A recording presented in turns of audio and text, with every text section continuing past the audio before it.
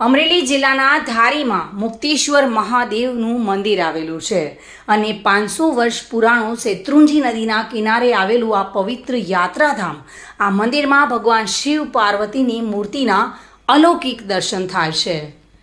ભાગવતાચાર્ય પૂજ્ય મનહરલાલજી મહારાજના આજીવન ગીતા જ્ઞાનના તપના પ્રભાવથી આ દિવ્ય શાંતિધામ બન્યું છે. પાર્વતી અને ભગવાન શિવની દિવ્ય મૂર્તિઓ અહીંયા સાક્ષાત બિરાજે છે.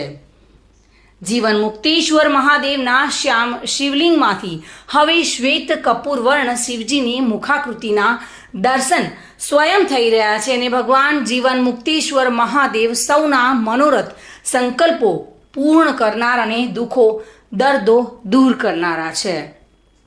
ત્યારે શ્રાવણ માસમાં મોટી સંખ્યામાં અહીંયા ભક્તોનું ઘોડાપૂર જોવા મળે છે અને આ માં પાર્વતી અને ભગવાન શિવના અલૌકિક દર્શન થાય છે.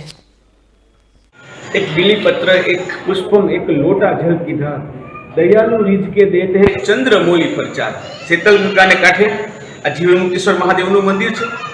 શિવ ધર્મની કે શંકર મંદિરની જ્યારે વાત કરવાની હોય ત્યારે સૌથી વિશેષ વાત એ હોય કોઈ નદી કિનારે જ્યારે શિવ મંદિર હોય ત્યારે એની પૂજા, એના દર્શન, એની પ્રતિમા, એના પાવન અવસરો એવા હોય છે જીવનને સાર્થક કરી દેતા હોય છે. પવિત્ર શ્રાવણ માસ ચાલી રહ્યો છે.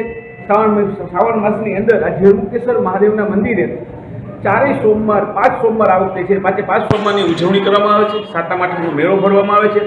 નદી કિનારે કેટલાય સહેલાણીઓ આવી અહીંયા પોતાનું સ્નાન કરી શિવ ભગવાનની આરાધના કરે છે.